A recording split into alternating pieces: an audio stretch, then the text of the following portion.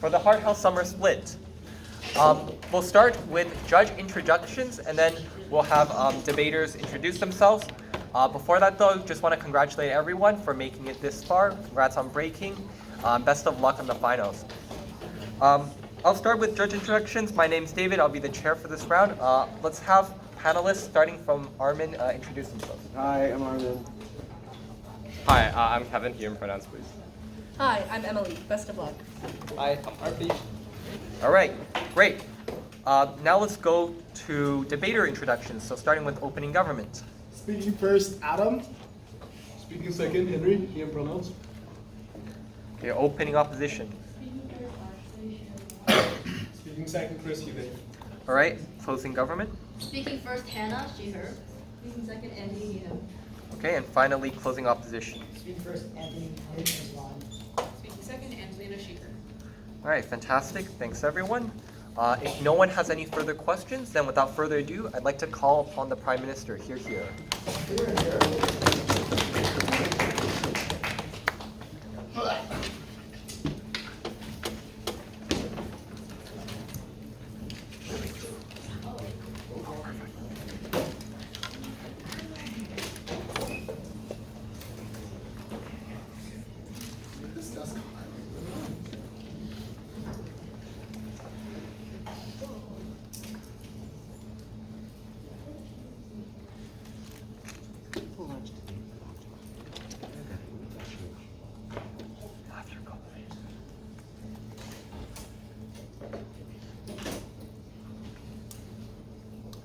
Three, two, one. We're not Superman. This motion is about Batman. Except instead of seeing our parents die, we see brutal tragedy all the time, and we've seen it manifest from our inception at birth. 2 points of framing on who our superhero is.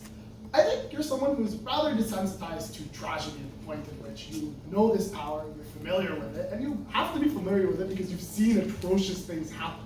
I also think the threshold to activate your power is rather low. Perhaps I brush into someone on the subway, my hand touches them, and suddenly I see them brutally murdering their wife the next day. I think this is a likely manifestation of how it occurs. It becomes something that's random, and you, as an individual, being so commonly exposed to the worst atrocities of life, end up becoming a little desensitized to this. The first thing to say here is not that you don't give a fuck about trauma. You're clearly a superhero who has an incentive to want to try and stop these sorts of things. That's why we're debating the motion. Rather, you are someone who is able to do the dirty work and get your hands dirty when things get rough. But I don't think this is the likely conception of the case. I don't think what the superhero in question is likely doing is going and murdering everybody that we see that is likely bad. So the next point of framing is, what does takeout actually mean? I think we put ourselves in positions where we can touch a lot of people. Notably, it doesn't take many people to trust us for our power to actually be useful. I think it takes one. It takes a person, a cop, one singular person to be there for us to witness a crime for our power to have legitimacy. And that's the start. So how then does it manifest? 5 things.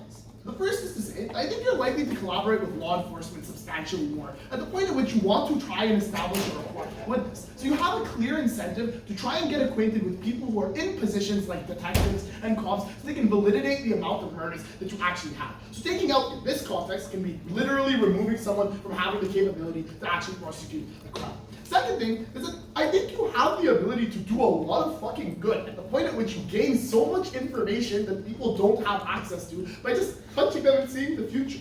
We think you can use information to anonymously or even publicly release warnings or advisories about potential threats, areas, and people in the area. Like, you don't necessarily have to stop it, but you can do things to influence it. And I want to say, it's probably likely that the manifestation of power, like time, whatever the fuck the debate that we're talking about works, isn't probably one that is unchangeable. Because if you can kill them and stop them from murdering them, you can presumably do other actions, like create incentives for things to change so that the murder doesn't occur in the first place. I think this is pretty fair given the motion. Anyways, I think the third thing is that you probably approach rehabilitation in some capacity, right? Like, instead of just apprehending or stopping potential criminals, you have the ability to be instrumental in setting up or advocating some level of rehabilitation. And this is to say that you don't do this as a nameless vigilante of justice. You're trying to be someone who has reputability to stopping crime. That's why you want to establish a rapport with people in power. You want to have legitimacy to your ability to make the world a better place and to do things in a good way. And I think in this key in this key specific way, you have the ability to actually be a key role in the way that people run campaigns and the way that people use public messaging to, like, I don't know, make danger less bad.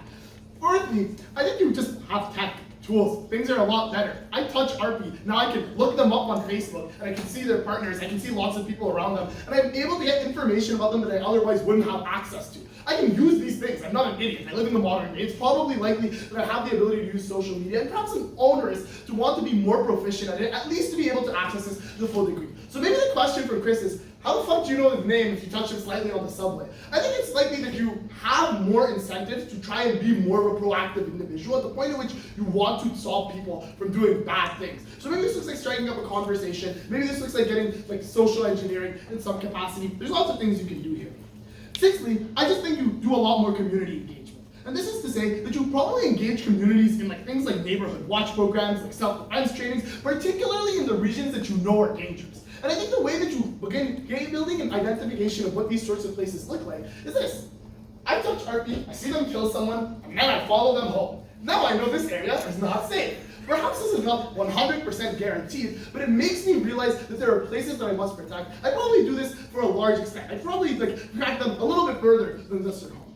So what's the big argument? The big argument is Uncle Ben. Because with great power comes great responsibility. And we think that it's the moral responsibility that you probably face after seeing so much depravity in your life and seeing so much tragedy that you think you must solve these threats, you must do something to make your community safer, and you can be the only person doing this because you know that you can see the future.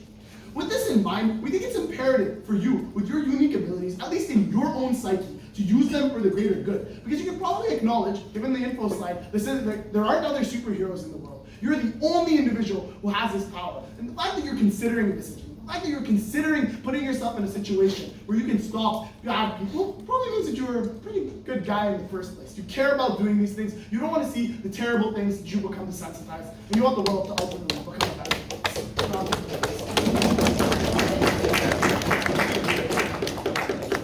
I heard Uncle Ben. I thank the Prime Minister and I call upon the Leader of Opposition. You're here. Wait, Adam, can you close the thing down? Never mind. You've made the table so high. But I'm thinking like the guy on like the rice. That's so weird. No, it's okay. No, raise it. I don't want to raise. Something else completely. It's My- randomized. Like Tom and Friends. No, I don't know. Like that fashion dog. Oh.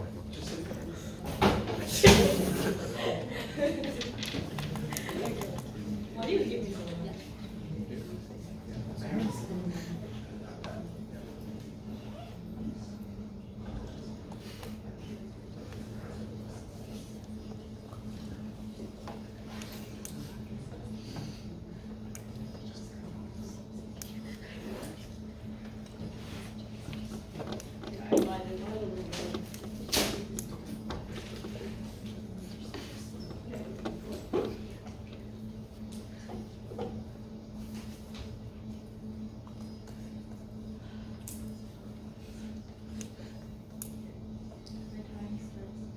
We're not challenging the other side when they tell you that you want to do good, but we think that exclusively on our side of the house, you're unable to do good, or on their side of the house, you're unable to do good when the literal justice system does not trust you and arrest you immediately after you kill someone who preemptively did this crime. A few things we want to do for you today. First, we want to do some framing and the counterfactual that we prove. Then 2 arguments for us on why you're unable to do good on their side of the house, and also why you yourself is harmed. So let's move on to framing them. I think that what we care about exclusively is 2 general things, which is firstly your own personal health and safety as like someone with a superpower, and also secondly to do good, right? Because we're not challenging their burden on doing good, but instead we think that you're able to better do it in our side of the house. What is the counterfactual we want to talk to you then?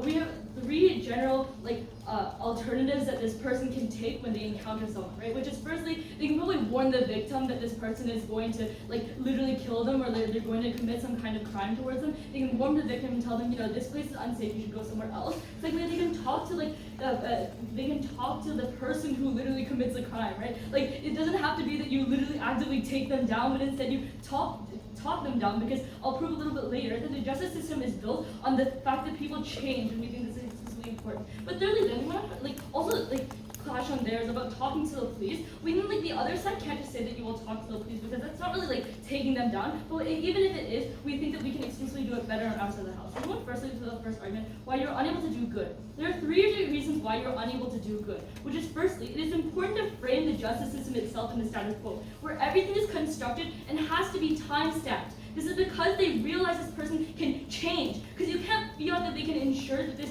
is definitive and this person will commit this crime. You can't just generally feel that even if you have this superpower, it doesn't mean that change does not exist. We don't arrest someone because we suspect this crime. We only arrest them after they've committed it because the justice system has to be time-stamped to give a harm that is proportionate to the punishment. I'll talk about this secondly then, which is to take out someone, you have to physically take them out, right? So for instance, if they use their arm to steal someone's gold, this means you have to physically break their arm to have them, to actively take them down. This contradicts the harm principle because the harm isn't equal to the punishment because the harm itself wasn't existent in the first place until later on, right? Or possibly later on. So even if we do buy the cooperation with the police, we think that imprisonment is still a violation, right? Because if you just suspect them of a crime, you can imprison them until they actively do this crime. We think that thirdly then, we think you risk a mistake. We don't know how this superpower works. So even if you know it works well, you don't know when it is wrong. Who knows? Maybe it's a degrading thing with age, right? Maybe you get older and this means that you make a mistake, or the superpower becomes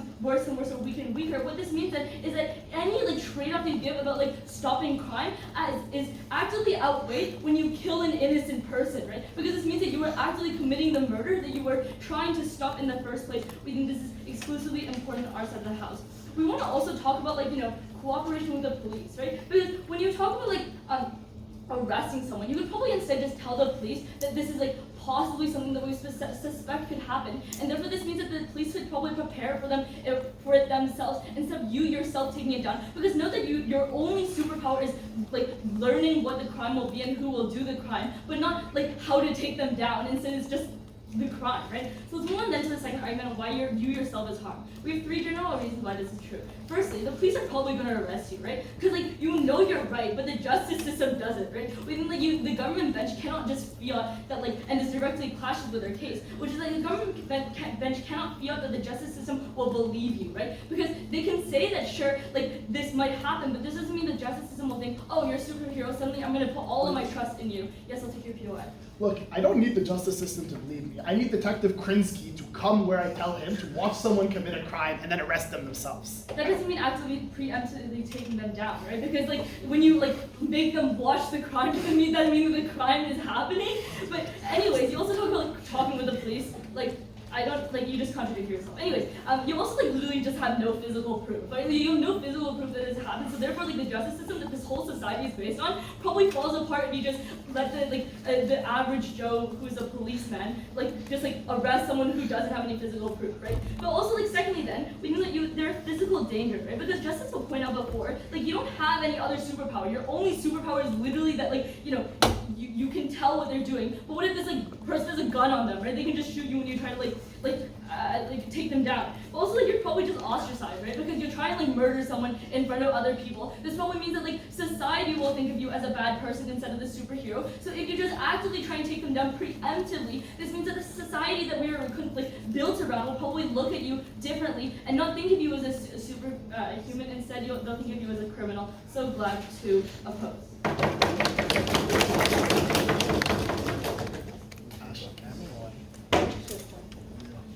Thank the Leader of Opposition, and I call upon the Deputy Prime Minister. Here. Because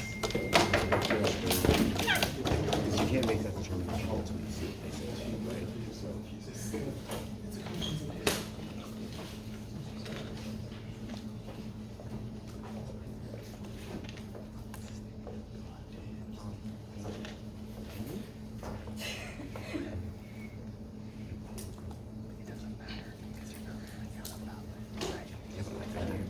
Okay, hi, my name is Henry. Give pronouns. We're open your eyes, please. And I'll start my speech. In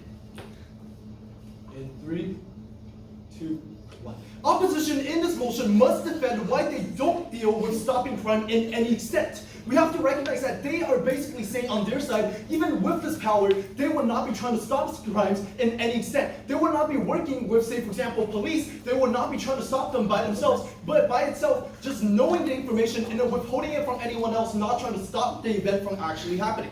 But before, so today in my speech, I'll be doing some refutation, and then I'll be moving on to rebuilding onto my partner's speech. But before that, I would like to make some clarification. If you look at motion clarification on the Discord group chat, we can already recognize that taking down doesn't necessarily mean killing or injuring the person, but stopping them before they actually commit the crime. So your response to that POI is completely invalid because you don't have to necessarily to kill a person for them to be guilty. I can point a gun at you, that would still be attempted murder. I can still arrest the person for that, right? It's the exact same thing on that basis. We're still stopping them preemptively because they haven't done the crime yet. Therefore, we're still applying to the motion, just using a different way of taking down. Once again, I would like to reinform by the fact that my partner has already told you about why this is most likely going to be the case, because we're going to be working with a single detective. If we're able to inform them to just arrive a few minutes before the crime actually happens, maybe a few hours before the crime actually happens, for them to stake out the area, even if this only works once, we're able to gain enough trust from that one certain detective for them to actually trust us in the future, being able to save more life. So on that basis, we believe it's very possible for them to actually believe us within many of these cases. But furthermore, let me move on to reputation.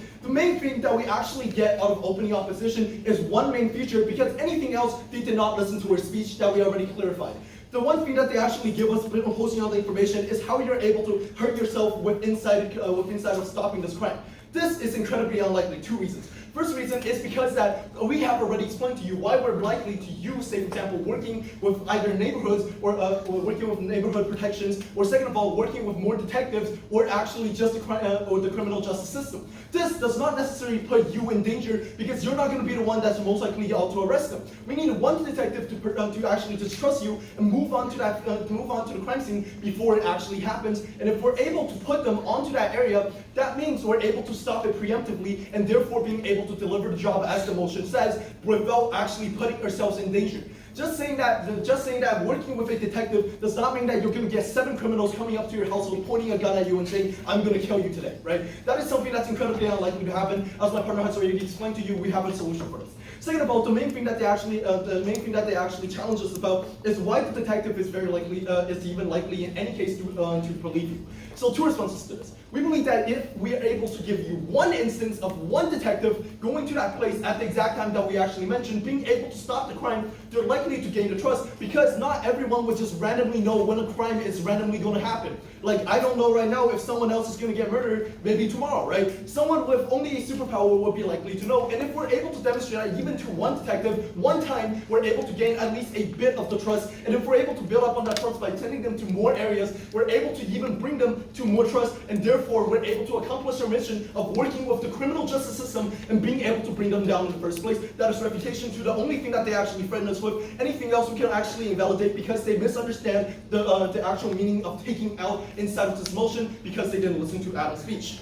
Okay, so now moving on to some rebuilding onto my partner's speech, right? Essentially, we need to recognize something really important within this debate, is that most likely the person is still going to be human. They are going to have morals, meaning that if they touch someone, say for example, who is going to maybe like steal bread 30 years later committing a crime because they're stuck in poverty, this does not mean that we're going to be like, oh yeah, this guy's going to steal bread in 30 years, let me take him out, let me just kill him. That's not going to be the case, obviously, right? We're still going to have morals on both sides of the house, and most likely, if you're able to see this crime, we would actually be likely to have to be able to judge most of these crimes based on morals. So therefore, we would only stop bigger crimes such as murder, assault, things such as that, right? So things such as maybe minor crimes such as like stealing bread from like a pharmacy wouldn't really count for us, such as like, oh yeah, I'm going to call the police on you and you're going to be in jail for like 8 million years, right? So most likely that is not the case that we're going to see with inside of this debate. But the second thing that we actually need to recognize with inside of this debate is that this is most likely a good person either way, because of the fact that they're already considering it. Said with inside info side, if they're even considering the fact, this means that they are a good person at least to some extent. Once again, opposition has to defend the fact on how they wouldn't stop crime in any way. This means that even if we're able to protect one person, we're able to outweigh anything that opposition is able to give us, because we're at least trying to protect them. But they're telling you that they wouldn't try to stop any crime, even if they saw it happening in a foreseeable future, and they wouldn't try to stop it ever in the future. And that is the stance that they have to defend on their side. On that basis, we believe that if we're able to protect a single person to be able to stop crimes from happening within the future and working with the criminal justice system, we're able to overall bring you a better world. Thank you very much. That's the speech.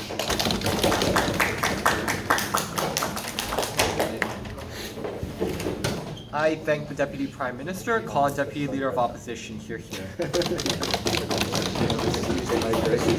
Get the points, you know. Is everyone ready? Yep. Please let the door close gently, otherwise it'll start beeping.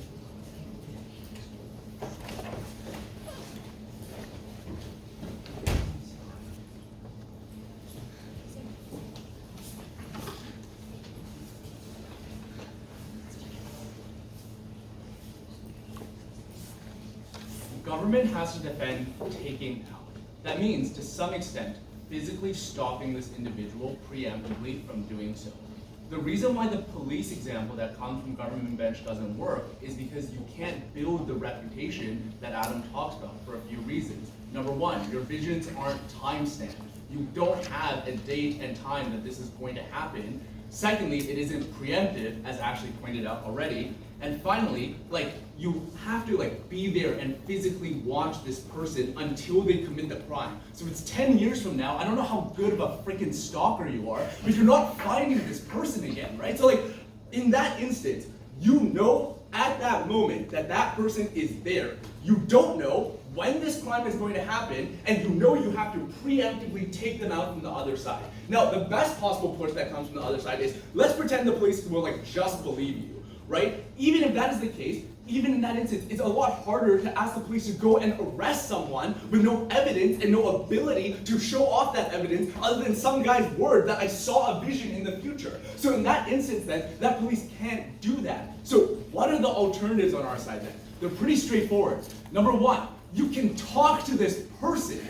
You can walk up to this person and be like, hey, I saw a vision of you in Subway stabbing someone to death. And then 10 years down the line, they find themselves in a Subway and an innate want to kill someone. And be like, crap, dude, maybe I shouldn't do this because some freak 10 years ago mentioned this to me, right? Or maybe I avoid Subway. Or maybe I start thinking about my own emotions and go to therapy, right? All possible things you can suggest to this person instead of taking them out. Secondly, you can warn the victim. Presumably, if you're so good at detective work that you can figure out where this crime is later on, you presumably find this victim as well and be like, hey, be careful about this. Finally, you can ask the police to monitor them, and that's a much lower bar to ask the police than asking them to literally arrest someone. But let's pretend for a second that isn't violence, right? Let's pretend for a second that God didn't run away from their incredibly low burden, right? So in that instance then, even if it is that you're getting them to sentencing, just getting them into jail immediately and stopping them, there are still two things that come out of Ashley that get ignored from the other side.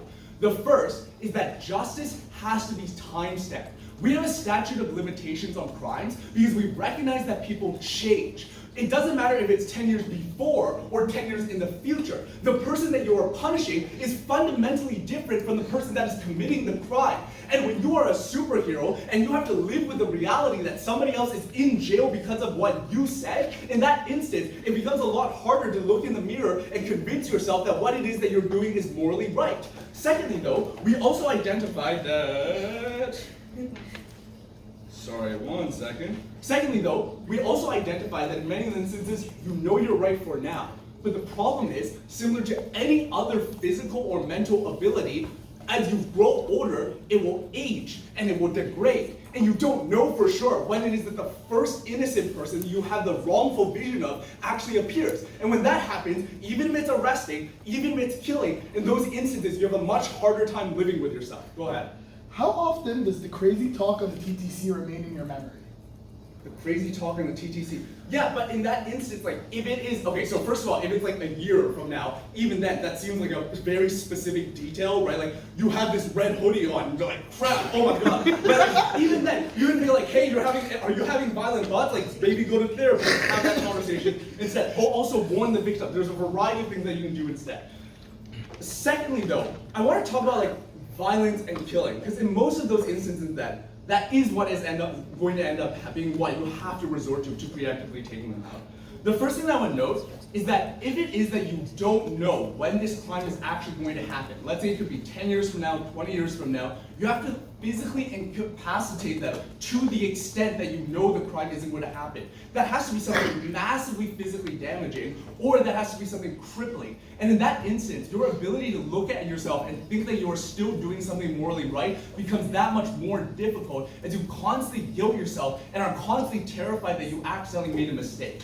But secondly, your reputation is so freaking difficult to build up. And when it's difficult to build up, that means that everyone around you ostracizes you. All of your other possible alternatives, like working with the police, working with superheroes, goes away when you are the random freak that killed someone because you saw a vision of them committing a crime later on. Your family ostracizes you because you're randomly hurting people that you touched. Right? Like in those instances, there are so few abilities for you to make meaningful change. Why does that hurt you then? Right? If you ended up arrested, if you end up sued, that massively hurts your physical and emotional health, obviously, but it hurts your primary goal to do good. You have an inability to do anything meaningful with these visions again, and you destroy any possible alternative to meaningfully do good work in the future.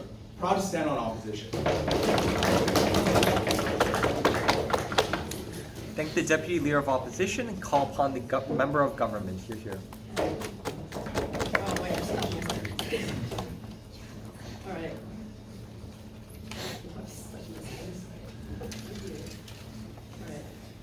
I leave this chair 1 second. I'm using my modern technology. Okay, sorry guys.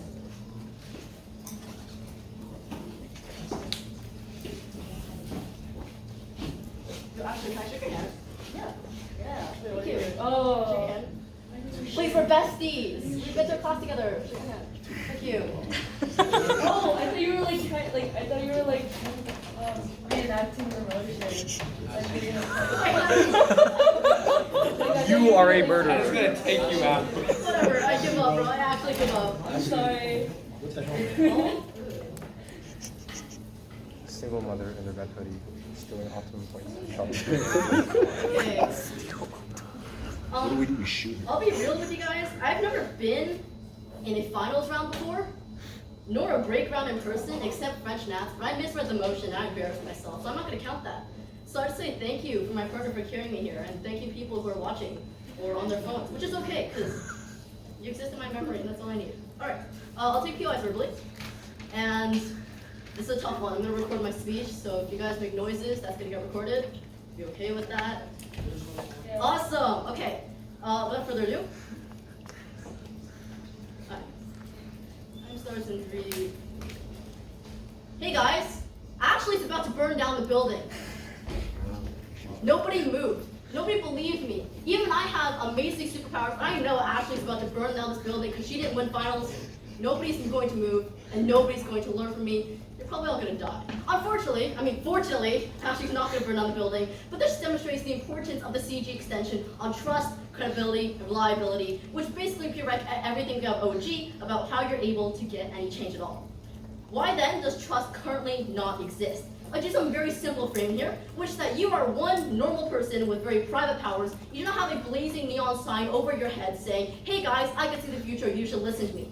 You have to build up trust by showing that you're able to do things. But let's illustrate this framing a bit more. No one knows you have this power, and thus it's very hard for people to believe you when you do so. So the PM tells me that Arpi will suddenly kill someone, and that Arpi gives me the W in this finals round.